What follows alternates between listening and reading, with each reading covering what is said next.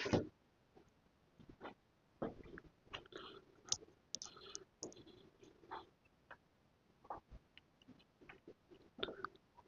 राधे राधे। कैसे भाई सब लोग? मेरे हिसाब से बढ़िया ही होंगे। अगले अगर चैप्टर की अगर बात करें तो हमारा सर्कल हो जाएगा। सर्कल के बारे में जान लेंगे थोड़ा। इसके बाद हम क्वेश्चन को करते हैं, हम अभी बराबर करते रहेंगे वैसे ही। जो भी हमारा होगा करते हैं सर्कल।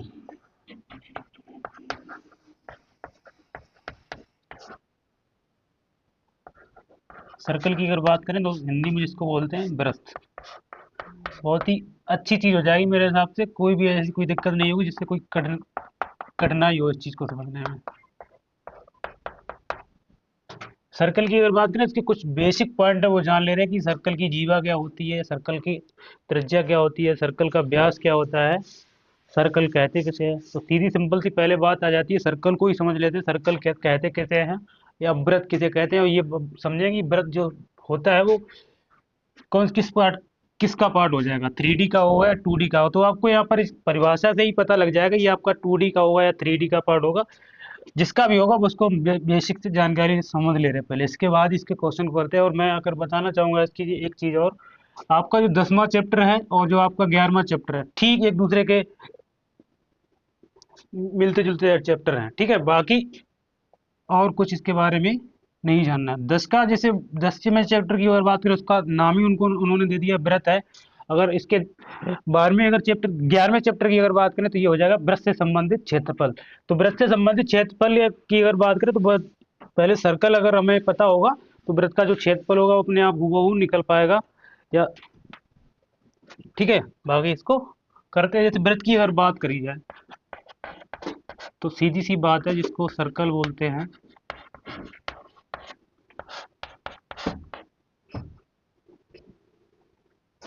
सर्कल की अगर परिभाषा की अगर बात करें तो सर्कल एक चीज तरीके से क्या हो जाएगा,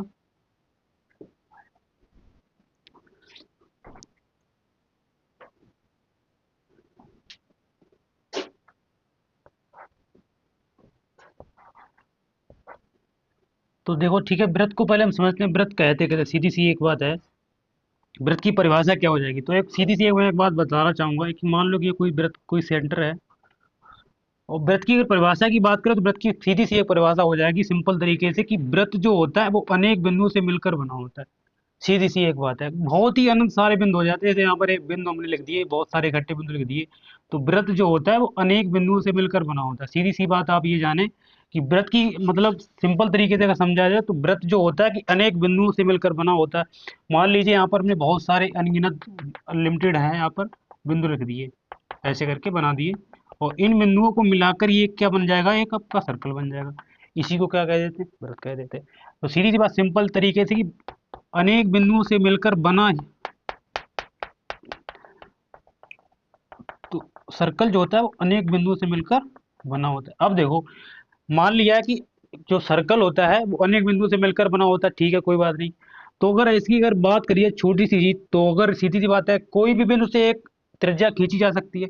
तो जैसे अगर हम बात कर दें यहाँ पर ऐसे करके, मान लो यहाँ पर कोई एक बिंदु था, इससे एक त्रिज्या खींची जा सकती है, ठीक है। तो यहाँ पर भी एक, अगर मान लो इस बिंदु से हमने यहाँ पर भी एक त्रिज्या इसकी खींच दी, मान लो इसका सेंटर हमने ओ मान लिया है। अगर वृत्त जो अनेक बिंदुओं से मिलकर बना होता है तो इसका मतलब ये भी तो हो जाएगा कि जो बिंदु पर जो त्रिज्याओं की संख्या होगी वो त्रिज्याएं भी तो अधिक हो सकती है ना। तो कहीं से भी हम त्रिज्या वृत्त की निकाल सकते हैं यहाँ पर। वो जरूरी नहीं है आप त्रिज्या यहाँ पर ये वाली दे रखी है तो वही त्रिज्या होगी।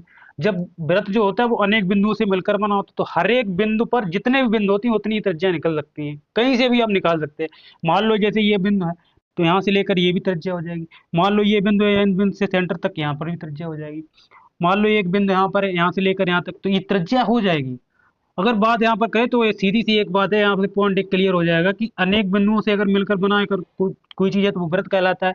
तो ये ध्यान रखना, व्रत पर अनगिनत त्रिज्या भी, मतलब ये अगर क्वेश्चन अगर आता है कि व्रत की जो त्रिज्या होती है कितनी, तो वो कह सकते हैं अनंत त्रिज्या खींच सकते हैं। अनलिमिटेड जितने बिंदु होंगे, जितने और व्रत जो होता है वो अनेक बिंदुओं से मिलकर बना होता है। अगर त्रिज्या की बात करें तो अनगिनत त्रिज्याएं भी तो खींची जा सकती हैं यहाँ पर। तो सीधा एक पॉइंट क्लियर हो जाएगा यहाँ पर। वही अगर हम बात करें यहाँ से लेकर ये तो त्रिज्या होगी, अगर मान लो यहाँ से ये त्रिज्या को हमने यहाँ तक ऐसे कर दिया, मान लो सीधा सीधा मिला दिया, साइकिल का पहिया ही ले लो एक, तो ये त्रिज्या अगर इसे अगर मान लिया यहाँ पर, इसको वृत्त पूरी तरीके से बना दूंगा, थोड़ा सा सही बन जाए तो अच्छी बात है। सही तो नहीं बन पाएगा हालांकि, फिर भी कोशिश पूरी है। ये जो वृत्त है, ठीक है, मान लो ये त्रिज्या थी, अगर त्रिज्या को हमने यहाँ से यहाँ तक मिला दिया, ये भी तो त्रिज्या होगी। तो यहाँ से अगर बात करी जाए तो यहाँ तक ये वाली त्रिज्या है, ये ऐसे करके यहाँ पे ये भी त्रिज्या हो जाएगी। यहाँ से अगर मिलाया जाए, इस मान लो यहाँ पर भी कोई बिंदु था, यहाँ पर भी एक बिंदु कर दिया तो ये भी एक त्रिज्या हो गई। यहाँ से मिलके यहाँ पर एक बिंदु तक मिला दिया तो ये भी एक त्रिज्या हो गई। तो सीधी सी एक बात है कि हम अगर बात करी जाए तो वृत्त जो होता है अनेक बिंदु से मिलकर बना होता है, तो उस पर अनंत त्रिज्याएं खींची भी जा सकती है, इसमें कोई डाउट नहीं है। जितने बिंदु होंगे उतनी आपकी त्रिज्या हो जाएगी। अब पूछा जाए कि वृत्त का जो एक सीधी, तो त्रिज्या तो हम समझ गए त्रिज्या क्या होती है, वृत्त वृत्त को भी समझ लिया, त्रिज्या भी हम समझ ली, वृत्त की जो रेडियस होती है वो क्या होती है। अब वृत्त के व्यास की अगर बात आती है, यहाँ पर वृत्त के व्यास की अगर बात आती है, तो वृत्त के अगर व्यास की बात करें तो सीधी सी बात है, अगर मान लो यहाँ से लेकर ये पूरा कहीं से भी एक बिंदु ले लो, यहाँ पर एक बिंदु हमने यहाँ पर यहाँ ले लिया और ये बिंदु यहाँ पर ऐसे करके हमने यहाँ पर मिला दिया, तो ये जो पूरा यहाँ से लेकर जो वृत्त के दूसरे बिंदु तक, ये पूरा ही क्या कहलाता है, व्यास कहलाता है। मान लो यहाँ पर हमने कोई ए बिंदु था और इसको बी बिंदु तक पूरा मिला दिया, ए बिंदु से पूरे बी बिंदु तक मिला दिया, तो ए बी तक की जो दूरी होगी भाई क्या कहलाएगा, व्यास कहलाएगा। किसकी दूरी, जो वृत्त के अंदर की जो दूरी है भाई क्या हो जाता है, व्यास।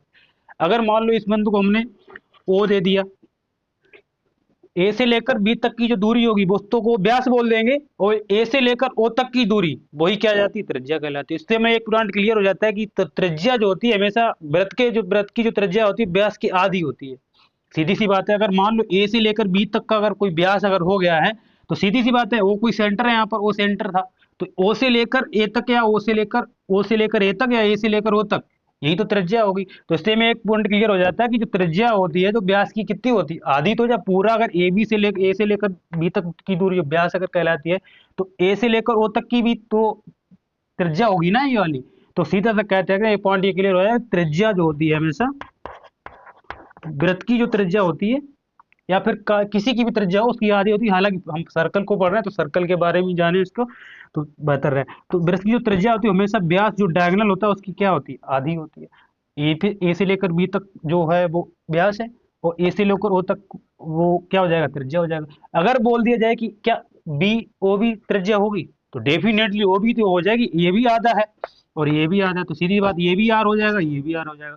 तो अगर यहाँ से एक पॉइंट और क्लियर हो जाएगा, तो जो व्यास जो होता है इसका जो व्यास होगा डी, तो किसके बराबर हो, त्रिज्या के दोगुने के बराबर हो जाए। एक त्रिज्या आर है और ये त्रिज्या आर अगर दे रखी है, ये भी तो आर अगर त्रिज्या ही है, तो जो व्यास होगा वो किसके बराबर होगा, आर प्लस के आर के बराबर हो जाएगा।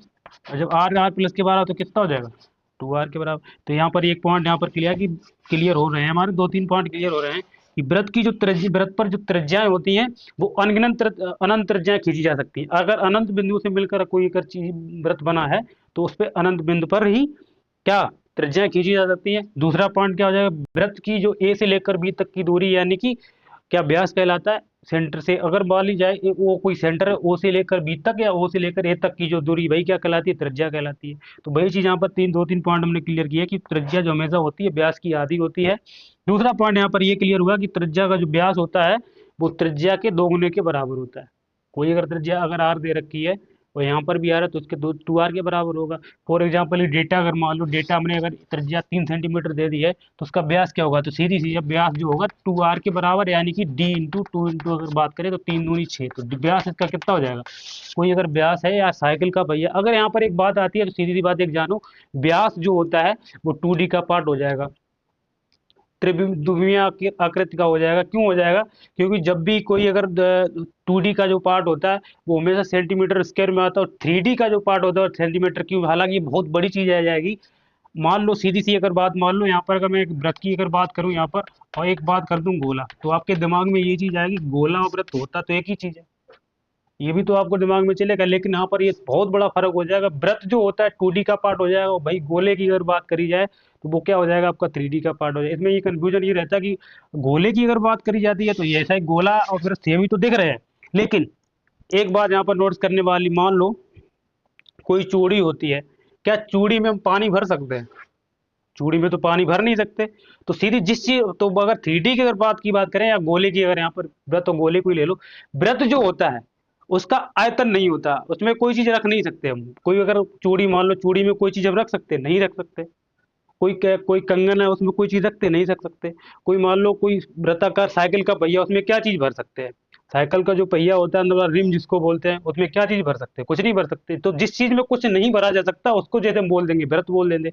और गोला की अगर बात करी जाए तो जिसमें कुछ रखा जा सके, गोला वो चीज हो जाए जिसमें कोई आयतन हो उसकी। सीधी बात, जिस गोला जो होता है, मान लो गोला ये है, यहाँ पर अर्ध गोले की अगर बात करें तो यहाँ पर ये देखो, इसका जो, इसमें तो कुछ भर सकते हैं ना, ये है तो गोलाकार ही, यहाँ पर अर्ध गोला बनाया है। यहाँ पर पूरा अगर गोला अगर बात करी जाए तो यहाँ पर, तो इसमें कुछ चीज भरी जा सकती है। जैसे गेंद की अगर बात करें तो गेंद गोला होता है, उसमें कुछ अंदर खोखली होती है। दो तीन पॉइंट यहाँ पे क्लियर, या तो कोई चीज खोखली हो उसको वृत्त गोला बोल देंगे। जैसे नारियल का गोला, उसको काटो तब भी वो क्या हो जाएगा? गोला हो जाएगा, एक तरीका गोला होता है। जिसमें सीधी सी बात है, एक बाद में गुब्बारा होगा, वो भी एक गोला ही होगा। गेंद होगा, वो भी गुब्बारा गोला हो जाएगा। और जो वृत्त की अगर बात करें, जैसे चूड़ी हो गया आपका, वृत्त हो गया, कोई सर्कल आकार आपका पहिया हो जाएगा। और कोई अगर बात करें यहाँ पर घड़ी की, जो घड़ी होता है वो भी, उसमें कुछ जो जिसमें कोई चीज रखी ना जा सके, गोलाकार जो होता है, तो उसको तो व्रत बोल देंगे। और गोला एक अलग चीज हो जाएगा जो 3D का पड़ा। हालांकि ये बहुत बड़ी बड़ी चीज है, आपको उतना नहीं जानना है। बेसिक से आप थोड़ा अपने क्वेश्चन हल करें तो थोड़ा बहुत जान ले रहे हैं, बाकी प्रश्न को हम हल करते ही हैं। तो यहाँ पर 3 पॉइंट ये क्लियर रखिएगा कि त्रिज्या जो होती है व्यास की आधी होती है, और जो व्यास जो होता है वो त्रिज्या का दोगुना होता है। 2 पॉइंट क्लियर हो गए। और एक तीसरी पॉइंट यहाँ पर ये क्लियर हो जाएगी कि वृत्त पर अनेक त्रिज्याएं खींची जा सकती है। ठीक है ना? बाकी और इसको मैं मिटा देता हूँ, बाकी और कुछ पॉइंट है वो हम लिख दे रहे हैं यहाँ पर, वो और आपको याद करने की जरूरत पड़ेगी यहाँ पर। अब देखिए, वृत्त के कुछ पॉइंट हैं जो स्पर्श रेखा के बारे में कुछ पॉइंट हैं, और उसको डायरेक्टली जहाँ से प्रश्न आपका बन जाता है, डायरेक्टली आपको ऑब्जेक्टिव में एक प्रश्न पूछ लिया जाता है स्पर्श रेखा से संबंध। तो वृत्त पहली बात तो अगर एक बात हो जाएगी यहाँ पर, स्पर्श रेखा, या इसको इंग्लिश में बोल सकते हैं टेंजेंट। टेंजेंट कहते किसे हैं? तो सीधी बात, मैंने यहाँ पर एक सीधा सा पॉइंट ले रखा है, जो वृत्त के ठीक एक बिंदु पर प्रतिच्छेद करती हो। कोई मान लो सर्कल है ये वाला, कोई मान लो यहाँ पर कोई बिंदु, एक मान लीजिए एक बिंदु पर प्रतिच्छेद करती है, उसको क्या बोल देते हैं? प्रतिच्छेद करती हो, उसे क्या कह देते हैं? स्पर्श रेखा कहते हैं। स्पर्श रेखा के बारे में कुछ यहाँ पर पॉइंट लिख रखे हैं, बाकी इतनी पॉइंट है, डायरेक्टली इन पॉइंटों से ही आपको सवाल पूछा जा सकता है यहाँ पर, या पूछ लिया जाता है, और काफी बार प्रश्न पूछा भी गया है। स्पर्श या टेंजेंट किस मतलब के जो होती है उसके बारे में तुमने जान ही लिया कि जो वृत्त को ठीक एक बिंदु पर प्रतिच्छेद करती हो। प्रतिच्छेद का मतलब यानी काटना।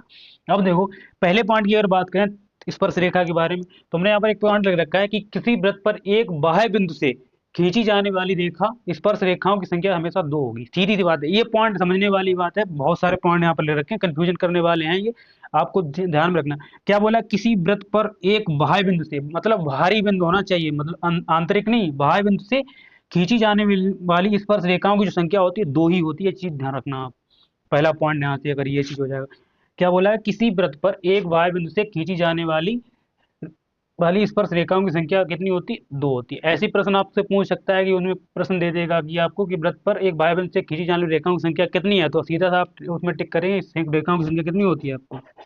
सिर्फ 2 होती है। दूसरे पॉइंट की अगर बात करें उसी के, एक वृत्त पर अनेक रेखाएं हो सकती हैं। एक वृत्त पर, यहाँ पर अनेक रेखाएं, स्पर्श बोल नहीं लिखा हमने यहाँ पर, मैं लिख दे रहा हूँ। तो ये ध्यान रखना, एक वृत्त पर, बाहरी वृत्त की बात नहीं कर रहा हूं, यहाँ पर ये बाह्य बिंदु है।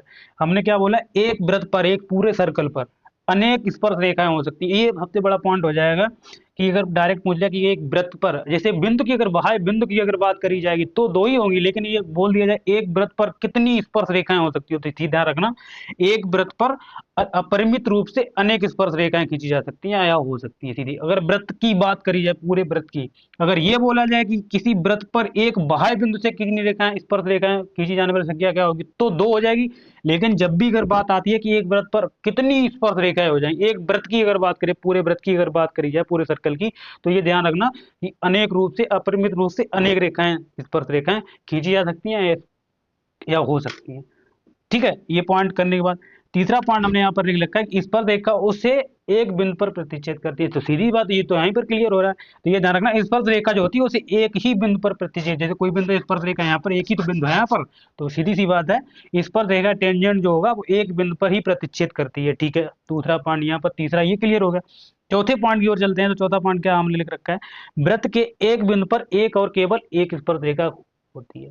सीधी सी बात है, वृत्त का जो एक बिंदु होगा, यहाँ पर देखो एक ही तो बिंदु है, तो यहाँ पर एक ही तो रेखा खींच सकते हैं, ऐसा तो है नहीं। यहाँ पर ऐसे ऐसे करके 5-6 कर रहे हैं, कुछ नहीं होता। यहाँ पर एक पॉइंट यहाँ पर ये क्लियर करना है, वृत्त के एक बिंदु पर एक और केवल एक रेखा स्पर्श रेखा हो सकती है। तो ये चारों पॉइंट आपको ये याद करने होंगे। डायरेक्टली प्रश्न यहाँ से डायरेक्ट मुझे ये वाला प्रश्न तो पूछा गया है कि किसी वृत्त पर एक बाह्य बिंदु से खींची जाने वाली स्पर्श रेखाओं की संख्या कितनी होती है। तो डायरेक्टली पूछा जा चुका सवाल आपका, तो ये 2 होती है। तो ये जैसे ही आपको हमने 4-5 पॉइंट लिख रखे हैं, तो वो पॉइंट आपको यहाँ पर आने चाहिए क्लियर, कौन कौन से पॉइंट यहाँ पर पूछे जा सकते हैं। तो ये तो पॉइंट पूछा जा चुका है कि किसी वृत्त पर एक बिंदु बाह्य बिंदु से खींची जाने वाली रेखाओं की संख्या कितनी होती है। तो ये प्रश्न आपको पूछा गया था प्रीवियस में।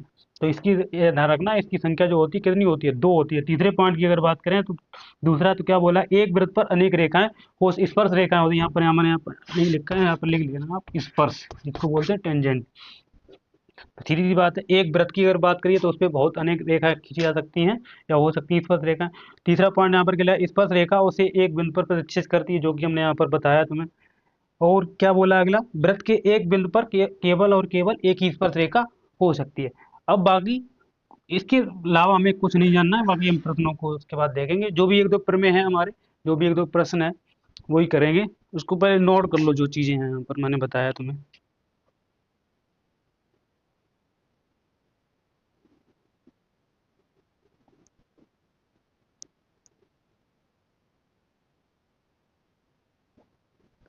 बाकी हम प्रश्नों पे चलते हैं, ठीक है। बाकी जो भी पॉइंट हमने हैं बताया, वो पॉइंट आपको आने चाहिए, ठीक है।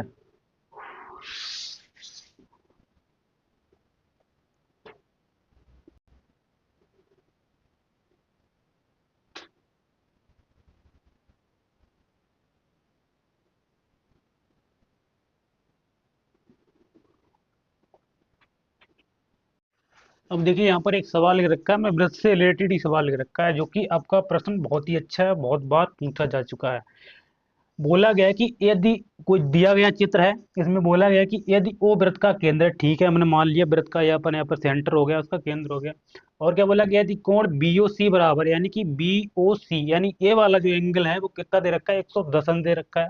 और ए बी तथा एसी वृत्त की स्पर्श रेखाएं हैं, तो कोण ओ ए बी की माप में ज्ञान ली। अच्छा, ये चीज करने से पहले आपको ये चीज पता होनी चाहिए आपको, जो कि जो भी वृत्त पर जो भी स्पर्श रेखाएं करती हैं, जो स्पर्श रेखाओं पर जो कोण बनता है वो हमेशा एक 90 अंश का कोण बनता है। ये चीज क्लियर होनी चाहिए। और आपको दिख भी रहा है कि आप ये वाला जो कोण है यहाँ पर देखो, ये परपेंडिकुलर है, यहाँ पर 90 अंश का बनेगा।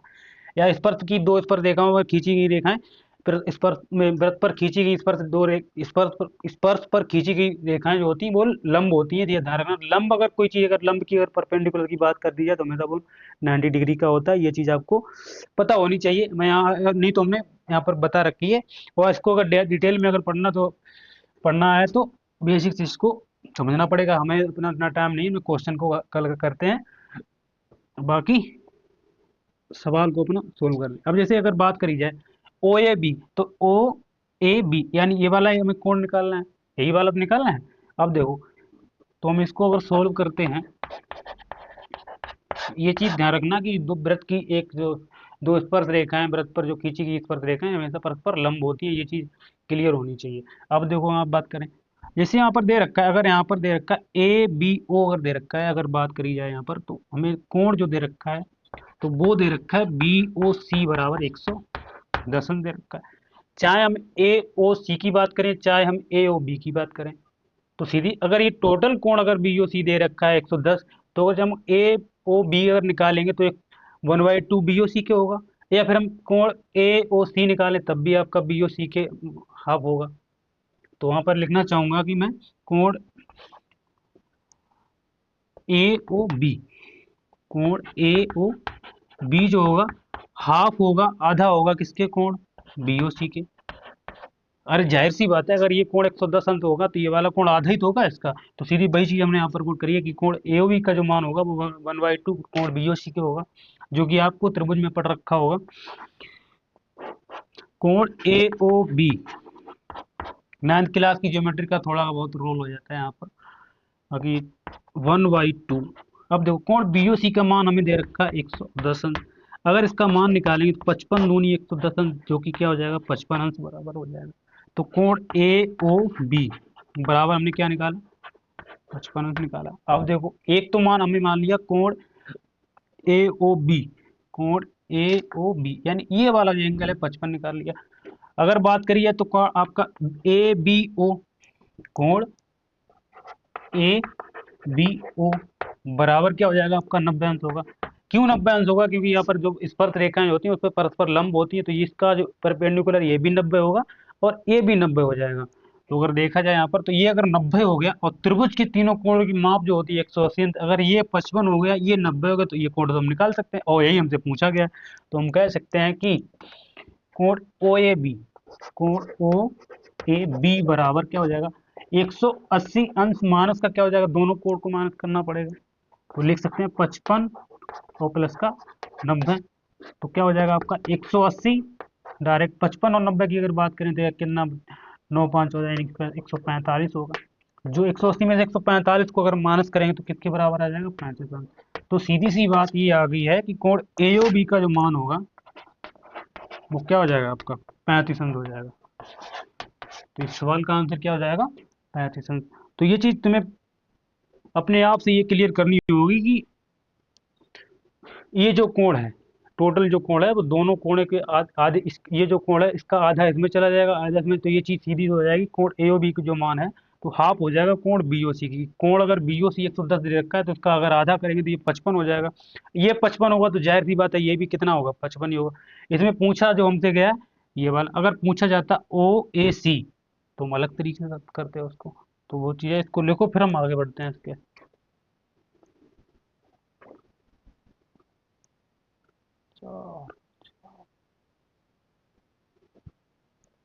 देखिए भाई इस सवाल को, जैसे उन्होंने बोला कि निम्न चित्र में ओ वृत्त का केंद्र, ठीक है वो वृत्त का केंद्र हमने जो कि इसको यहाँ पर दे दिया, ठीक है। और किसी बिंदु पी पर पी क्यू वृत्त की स्पर्श रेखा है, ठीक है। पी क्यू स्पर्श रेखा हो जाएगी किसी बिंदु पर, मान लो यहाँ पर ये रेखा यहाँ पर भी हो सकती थी, यहाँ पर भी स्पर्श रेखा यहाँ पर भी। तो हमने यहाँ पर एक कोई बिंदु है, यहाँ पर पी क्यू स्पर्श रेखा हो गई। यदि पी क्यू 8 सेंटीमीटर, यानी कि यहाँ से लेकर ये स्पर्श की जो स्पर्श रेखा की जो लंबाई है वो दे रखी है उन्होंने 8 सेंटीमीटर, ठीक है। और उन्होंने क्या बोला है कि ओ क्यू, यानी कि ये यहाँ से लेकर यहाँ तक की दूरी उन्होंने दे रखी है कितनी, इस दूरी का नाम उन्होंने दे रखा है 10 सेंटीमीटर, ठीक है। कोई दिक्कत नहीं है इसमें। तो उस वृत्त की त्रिज्या, यानी इसकी जो यहाँ से लेकर यहाँ तक का जो पॉइंट है इसकी त्रिज्या हमें यहाँ से डिफाइन करनी है, वो कितनी होगी। तो सीधी सी बात, एक तो वृत्त में एक आपको यहाँ पर दिख रहा है समकोण त्रिभुज हमारा बन गया, तो हम कह सकते हैं इसको सोल्व करते हैं इसको। तो समकोण त्रिभुज आपका ओ पी क्यू, समकोण त्रिभुज, समकोण त्रिभुज ओ पी क्यू में जैसा कि हमें दे रखा है कि ओ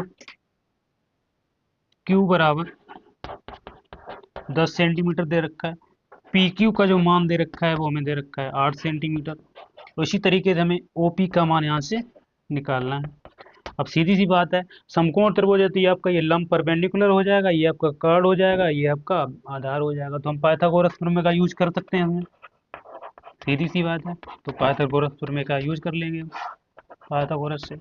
तो क्या हो जाएगा, तो सीधी सी बात है, अगर कर्ण का होता है ओ क्यू का वर्ग बराबर हम लिख सकते हैं ओ पी का वर्ग प्लस पी क्यू का वर्ग, यही तो होगा। पाइथागोरस प्रमेय यही तो कहती है कि कर्ण का जो वर्ग होगा वो लंब के वर्ग प्लस आधार के वर्ग के योगफल के बराबर होगा। तो वही चीज हमने कर ली यहाँ पर। तो ओ क्यू की अगर बात करी जाए यहाँ पर तो यहाँ पर 10 का वर्ग होगा बराबर ओपी का जो मान होगा वही तो हमें निकालना है प्लस, और पी क्यू का जो मान हो जाएगा वो कितना दे रखा है 10 का वर्ग हो जाएगा, सॉरी ओ पी क्यू दे रखा है हमें 8, 8 दे रखे हैं। अब देखो जाए तो ये 10 का वर्ग करेंगे 100 हो जाएगा, प्लस बराबर ओपी जो कि हमारी त्रिज्या है, प्लस इसका वर्ग करेंगे 64 हो जाएगा। 64 को इधर ट्रांसफर करेंगे, 100 माइनस का 64 बराबर हो जाएगा आपका ओपी का वर्ग। सीधी सी बात है।